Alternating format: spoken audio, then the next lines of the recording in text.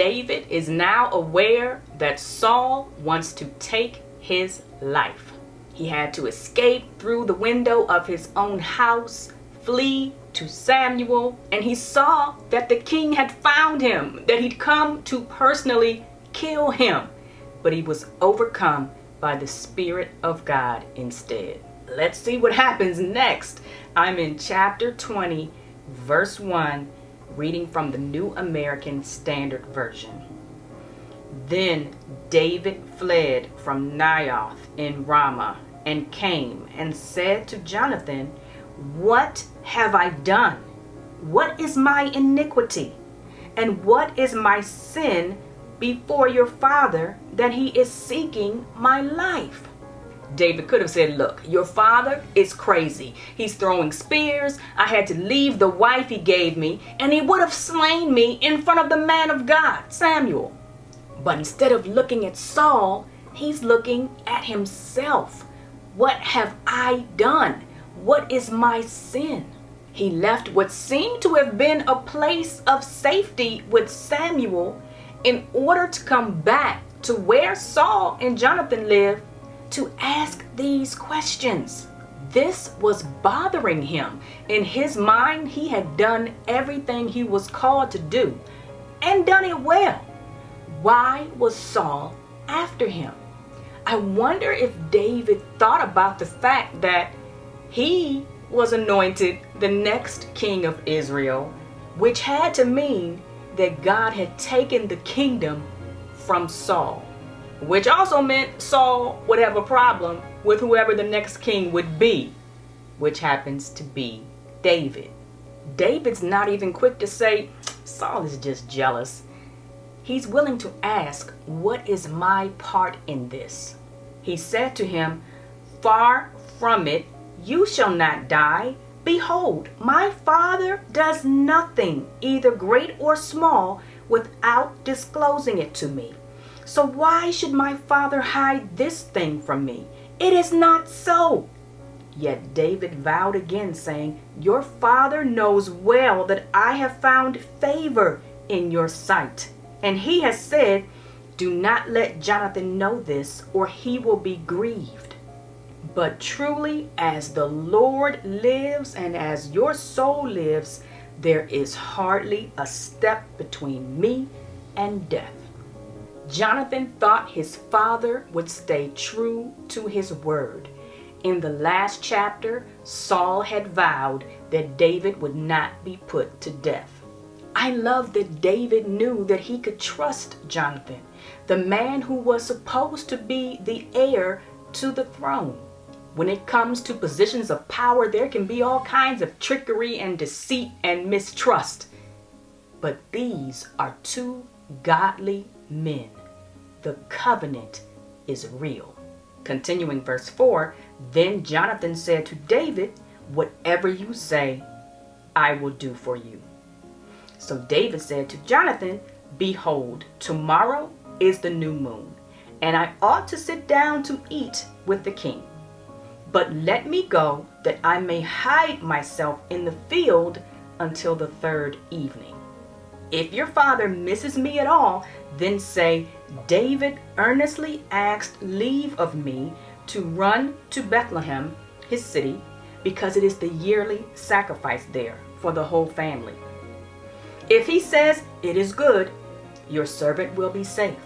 But if he is very angry, know that he has decided on evil.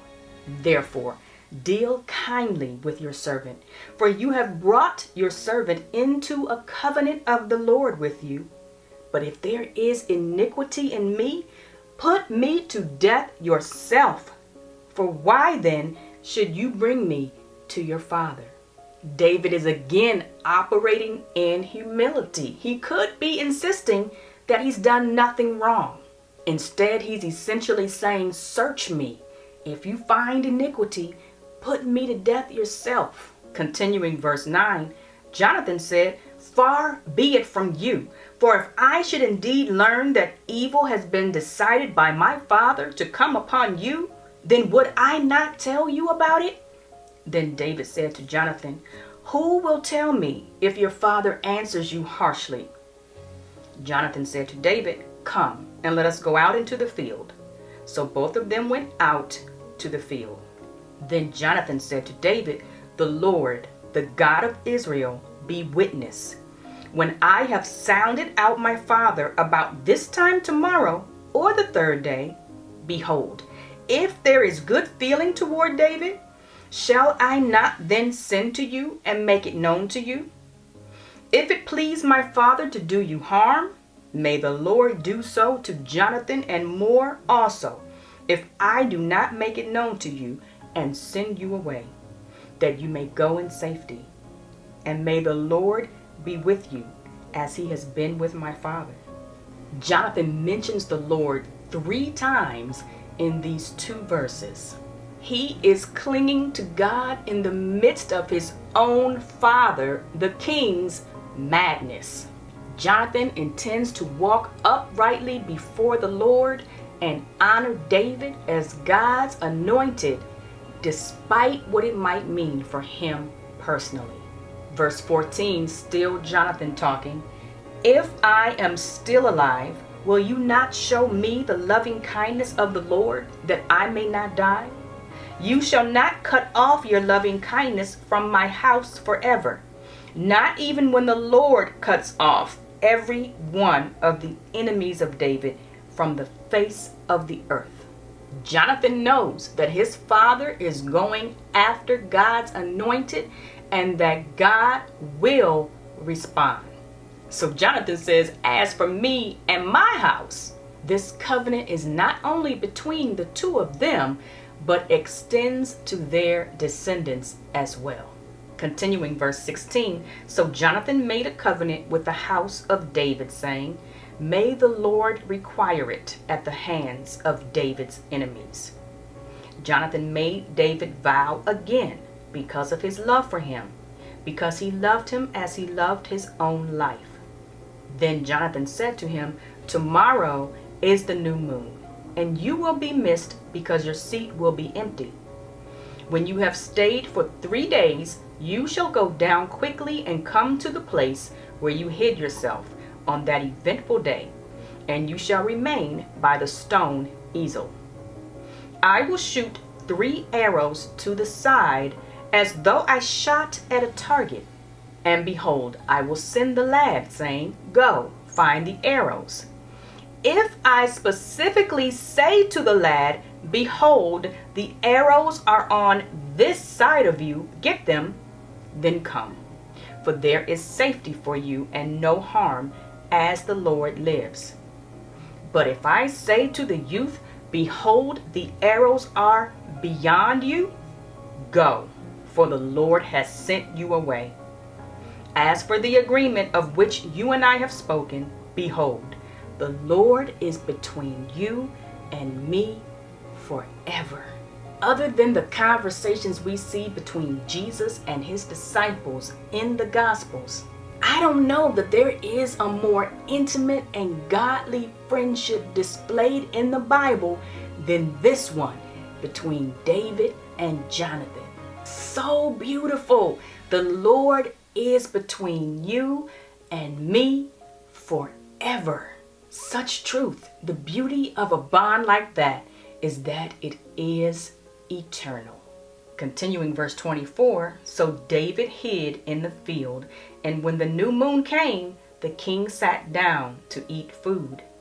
The king sat on his seat as usual, the seat by the wall.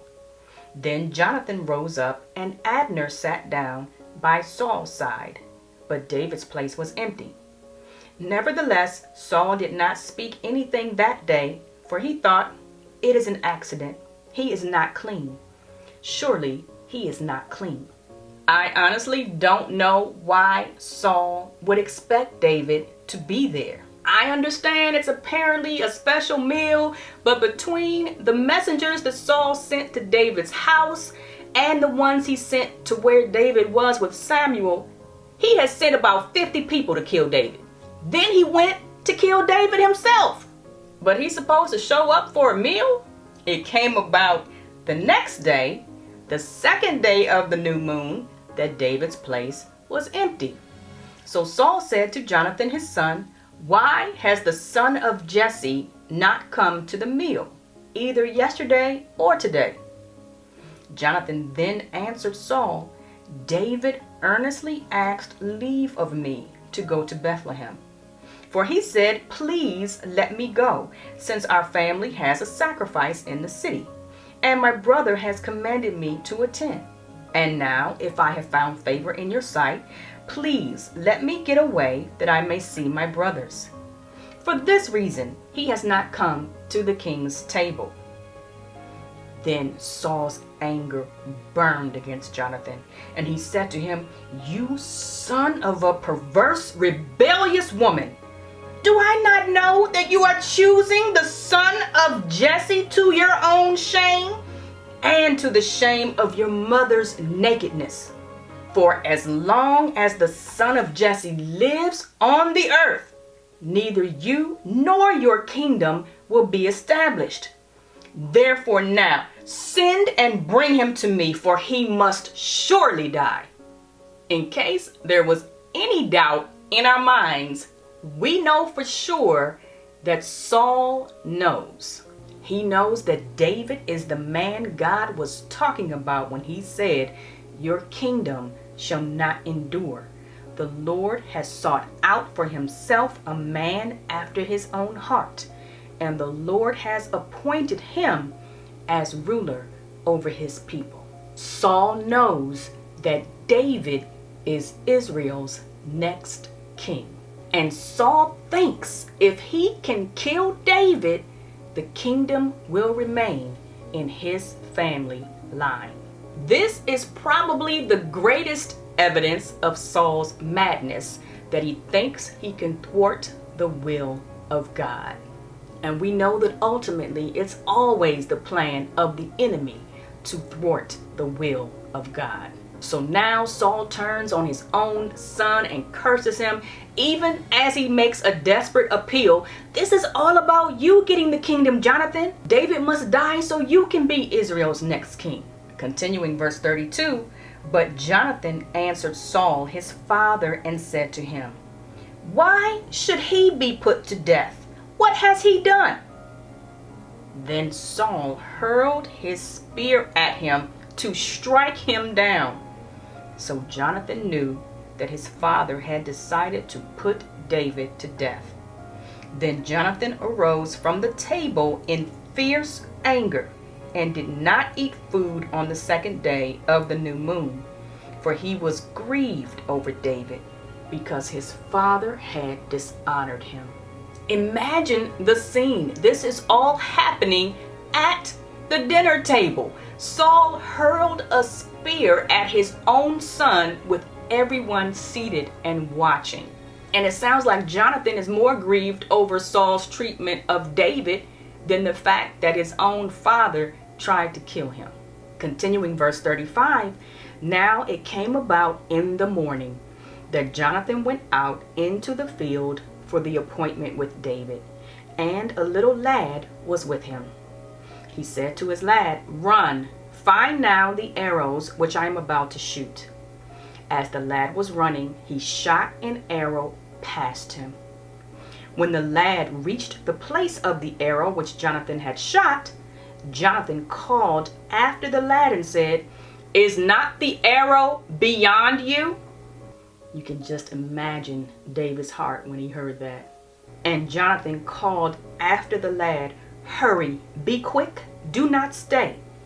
And Jonathan's lad picked up the arrow and came to his master. But the lad was not aware of anything, only Jonathan and David knew about the matter. Then Jonathan gave his weapons to his lad and said to him, 'Go, bring them to the city.' When the lad was gone, David rose from the south side and fell on his face to the ground and bowed 3 times.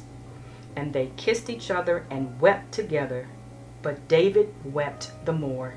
Jonathan said to David, 'Go in safety, inasmuch as we have sworn to each other in the name of the Lord, saying, The Lord will be between me and you, and between my descendants and your descendants forever."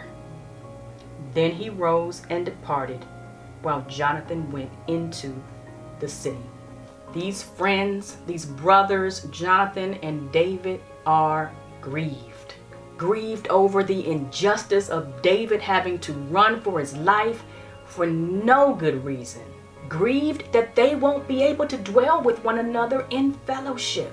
From this point forward, David will no longer minister to Saul in his house. He will no longer serve over the men of war in Saul's army. David will be on the run. This chapter and this whole season in David's life is a reminder for us that walking with God, clinging to God, doesn't mean we won't suffer hardship. David asked what had he done, and so often we ask God, why? Why is this happening? And often we won't know the answer. But I'm reminded of 1 Peter 4:12 and 13. "Beloved, do not be surprised at the fiery ordeal among you, which comes upon you for your testing, as though some strange thing were happening to you. But to the degree that you share the sufferings of Christ, keep on rejoicing, so that also at the revelation of his glory you may rejoice with exultation." And the end of that chapter, verse 19 says, "Therefore, those also who suffer according to the will of God shall entrust their souls to a faithful Creator in doing what is right." It's during times of suffering and hardship that we can especially cling to our Creator. As believers, we can trust that nothing comes into our lives except what He allows. We can trust that He is working out His purposes, and we can actually rejoice because we are sharing in the sufferings of our Lord and Savior, who will one day be revealed in glory.